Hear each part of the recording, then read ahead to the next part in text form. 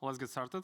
So my name is Timofey, and today I'll talk to you about SwiftPM support feature coming to Kotlin Multiplatform in 2.4.0.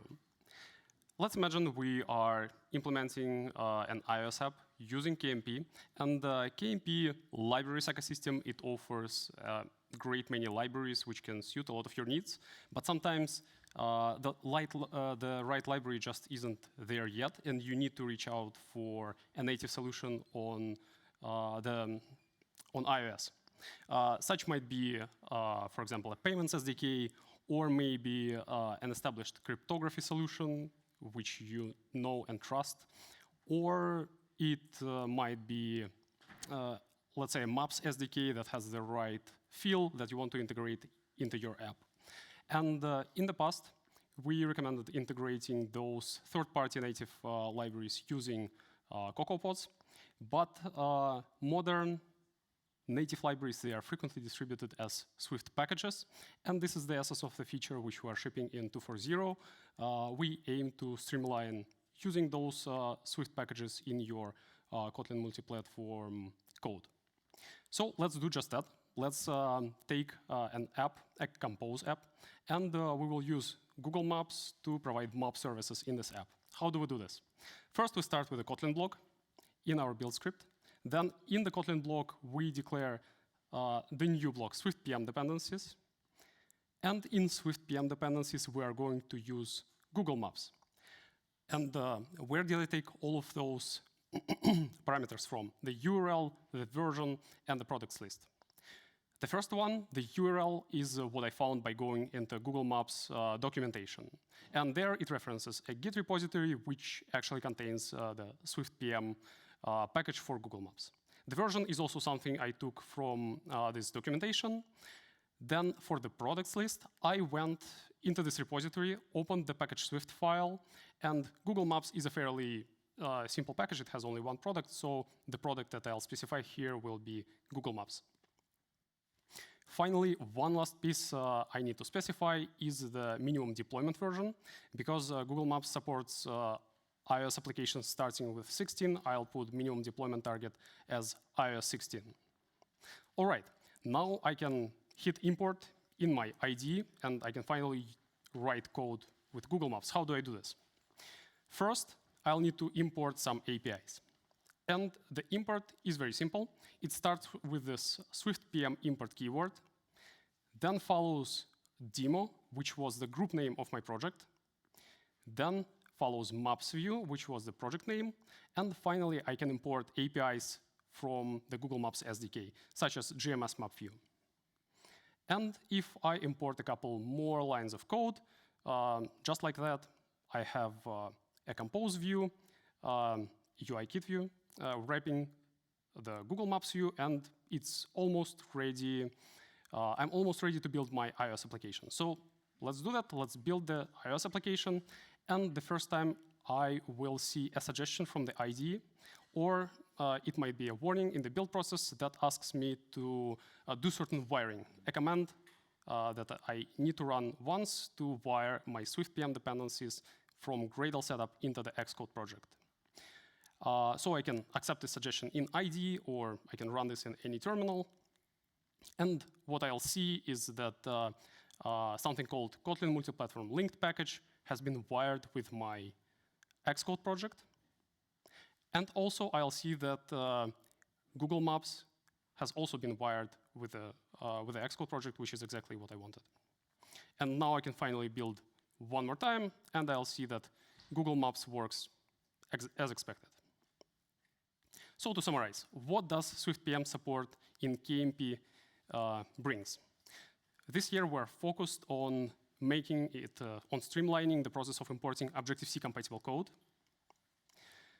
SwiftPM dependencies, they apply only to your Apple targets. So for example, the iOS target, the macOS target, etc. And this feature is available in the alpha state in Kotlin 2.4.0. Let's talk a bit about what does it mean for code to be Objective-C compatible. Obviously, Objective-C is Objective-C compatible, and also C code is also Objective-C compatible, because Objective-C is a superset of C. Does that mean that we are limited to those two languages. Actually, no. Certain Swift code can also be imported. What is important is that you need to mark this Swift code with @Objective-C annotations. And that exposes the Swift code as Objective-C headers, and this is something we can import. And what's important to highlight here is that this Objective-C compatible Swift code can use any Swift code underneath. It doesn't have to be Objective-C compatible. In this instance, I'm using an async HTTP client library, which is a pure Swift library. And then through this Objective-C wrapper, I can expose certain things to Kotlin. And this might come in handy in your projects if you are developing such a wrapper. An easy way to generate one would be to to run this Swift package init CLI. And then in the SwiftPM dependencies block, you can use local Swift package API to wire such local package into your Kotlin Multiplatform project. And just like that, you will see the APIs in your Kotlin Multiplatform code base. OK, let's talk about a couple of tricky cases and things that you need to know when you are using SwiftPM dependencies. First, let's talk about transitive SwiftPM dependencies.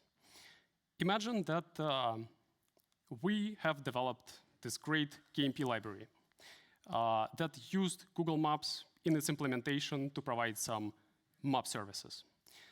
That means that if we publish this KMP library to Maven Central, and then someone uses this KMP library in the implementation of their iOS app, during the build of the iOS app, the Google Maps library must be correctly provisioned in the build process.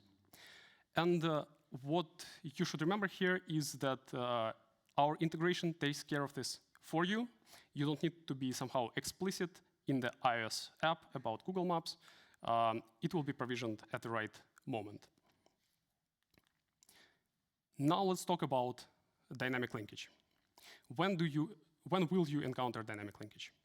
The most frequent case is if you use a framework, if you specify this flag called isStaticFalse, or you don't specify this flag, that means the linkage is going to be dynamic, and Kotlin native will produce something called a dynamic framework. Our integration is designed to work in this case, and you shouldn't need to worry about this. However, under certain circumstances, it can happen that you might see linkage error, such as the one below on the left, where linker says certain symbols are undefined, or maybe your application builds, but then at runtime you see that a class has been duplicated into binaries. If you do encounter this, please let us know in utrack. We'll be very curious to know which Swift packages caused this. And the general cure for this, if you did encounter this issue, is to flip this flag from isStaticFalse or not specified state to isStaticTrue. And this should cure those issues. But if you also can't flip this flag, please especially let us know. We'll be very curious to know why you need to use dynamic linkage and why you can't switch the linkage type.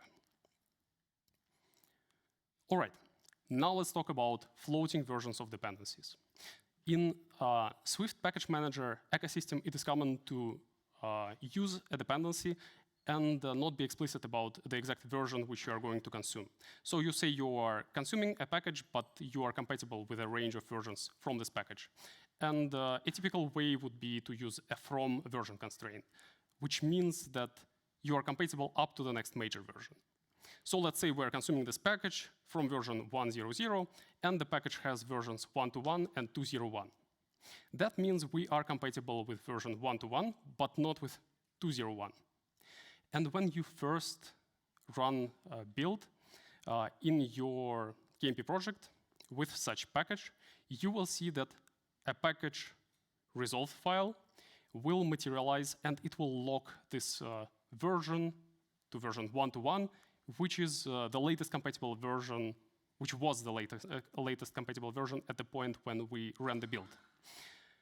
And let's say this Swift package evolves, and in the future, version 1.3.0 is released. We're still compatible with it, but we will continue resolving version 1.1 while this package resolved file exists and specifies this version. If you do need to update package resolved files, you have two options. You can use Swift package update CLIs, or alternatively, you can just nuke this file and it will be regenerated with the freshest versions. Okay, now let's talk about CocoaPods. If you were using CocoaPods to pull in native third-party dependencies, you will feel right at home with SwiftPM dependencies. Technologies are very similar. However, it is 2026, so we are also providing you with an AI skill that will do the migration for you.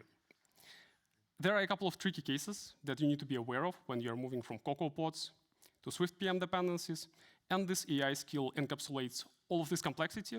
It's also something you only need to do once, so please feel free to try this AI skill and delegate all of this complexity there. All right, now let's do the final part of the talk. Let's look at how do we actually import those SwiftPM dependencies into our Kotlin native compilations. You will need to be aware of a couple of technologies. The first technologies that you need to know about are sintrop and libclang and the LD linker. Sintrop is a technology that it's a part of the Kotlin native compiler toolchain, and this is the technology that allows Kotlin native to see into Objective-C and C code. And the way sintrop does this is by utilizing something called libclang, which is a C compiler, Clang compiler in the form of a library. The other part is the LD linker, and linker is part of the native build toolchain. It's a technology that composes machine code in a way that makes it actually runnable as part of your iOS application.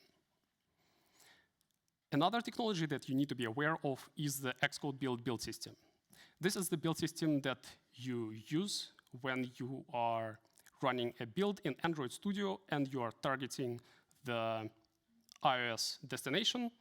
The Xcode build is going to be used under the hood, or if you are using Xcode and you are building an Xcode, Xcode build is also the build system that is used.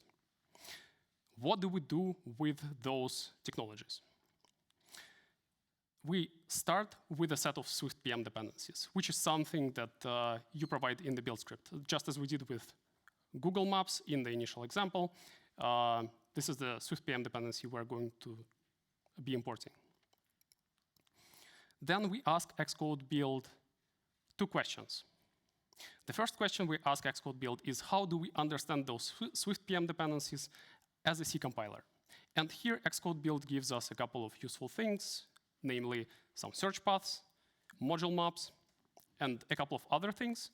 And with those, we can initialize libclang state in sintrop and produce something called a sintrop klib.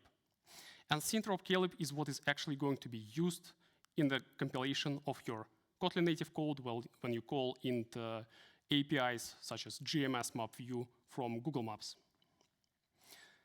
Then we ask Xcode build another question. How do we understand those SwiftPM dependencies as a linker? Where do we get the machine code for those SwiftPM dependencies?